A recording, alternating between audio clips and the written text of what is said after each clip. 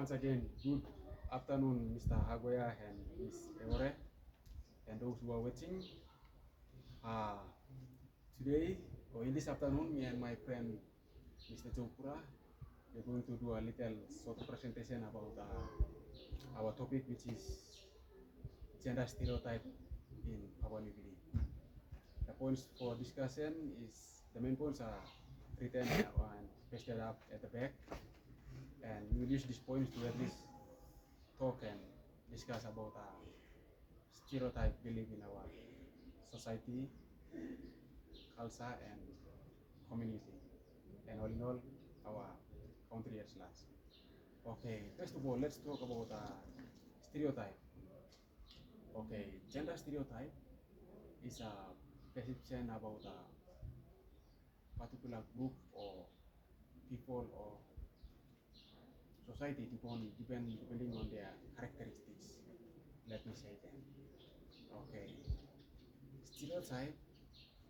One common example of a stereotype in our society in Papua New Guinea is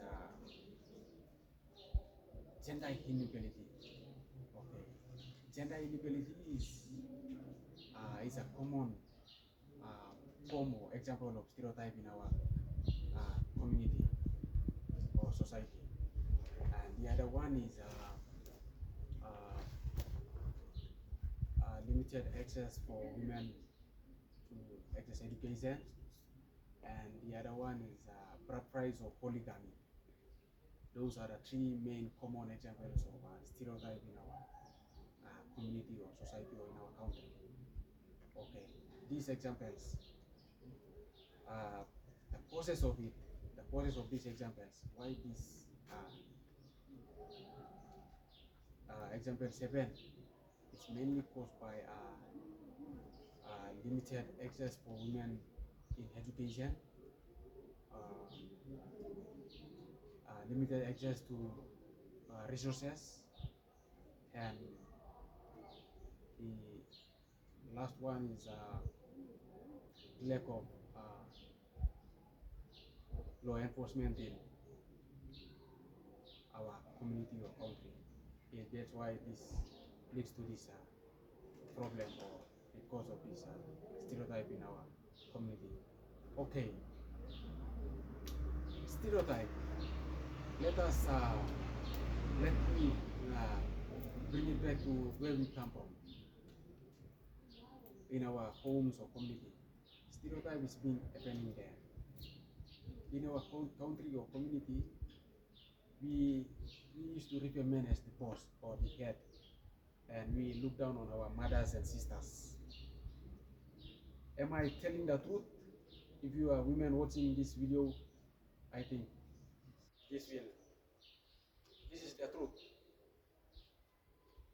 Or if you are married women, if you are dominated by your husband, that's the stereotype where two genders are not respected. One gender did not respect the other gender. For example, male did not respect female. Okay. Where this cause many women they suffer for long. They suffer for all forms of violence because of stereotype. Men always control or husband always control their wives. They think that they have this knowledge, they have the authority, they have the power, they have these rights. Because they are paying for their bride, they control their wife. So their privileges are not given to women and girls. Okay, in education, because of this ability or this idea based on cultural sensitivity, where we thought that women are leaders, men are leaders, we deprive the rights of women for going to schools, and we used to send men to educate more than women. So this is the problems where we face, where some of the women they are more brighter than the men. They have these potentials to expose and to invent something to the society, but because of its perspectives and concepts, we are underlooked. The women are underlooked, or they are not considered for these benefits. we only send men, and most of the time, men make until they their decision is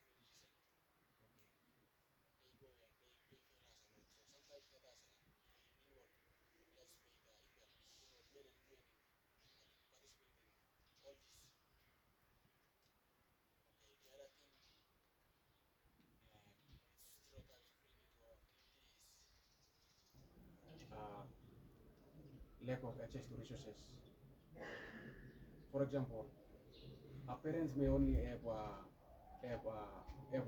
single or only a daughter, and those both parents may own big areas of land or resources, but due to their perspectives, the relatives will uh, the relatives will they will chase that women, or they will say, you are since you are women, you are not allowed to take these resources or this inheritance. While in fact, this woman she's the rightful owner to inherit those properties or resources for her parents, but due to their perspectives, where she is being refused, which is unfair. So, in order to stop that, we have to work together to at least uh, stop this kind of attitudes in our society.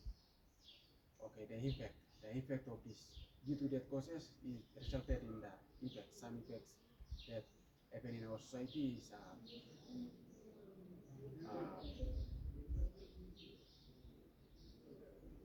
women women most of the women they are not participating in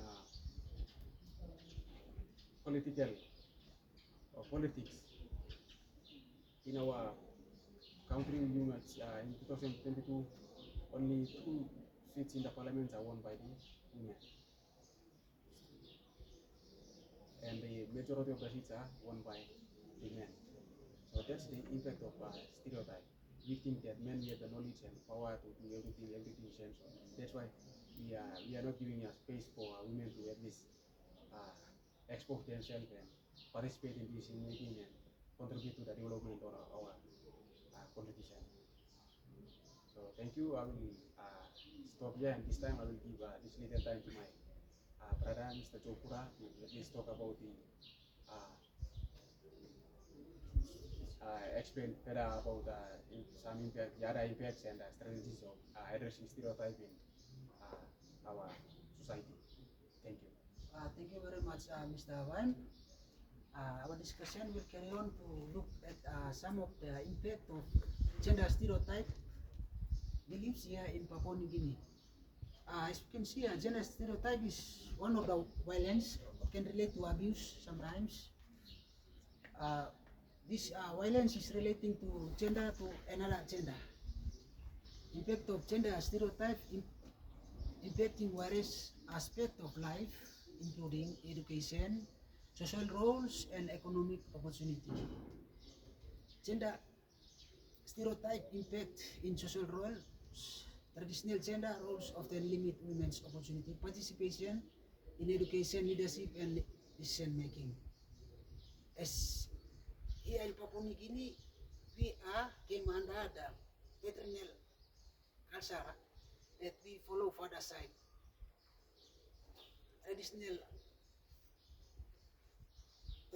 norms or cultural norms are one of the contributing factors that affecting our women, mothers, girls,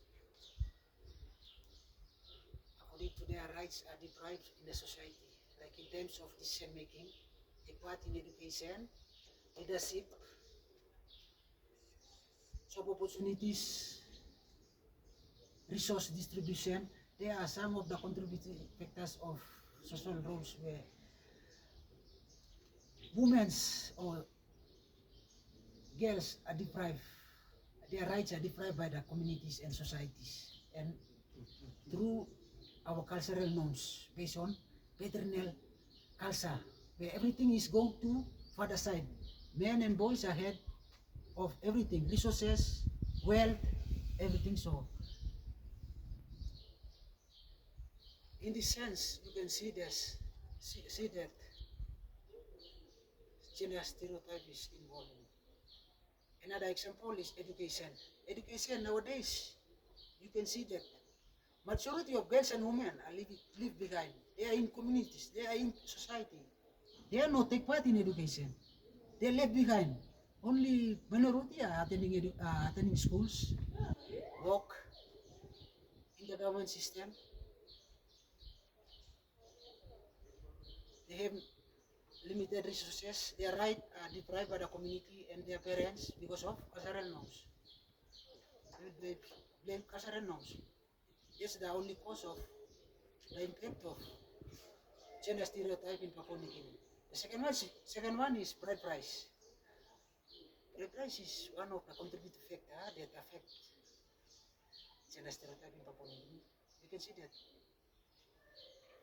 when men, as men, when we pay bride price, we have more power and authority to control over women.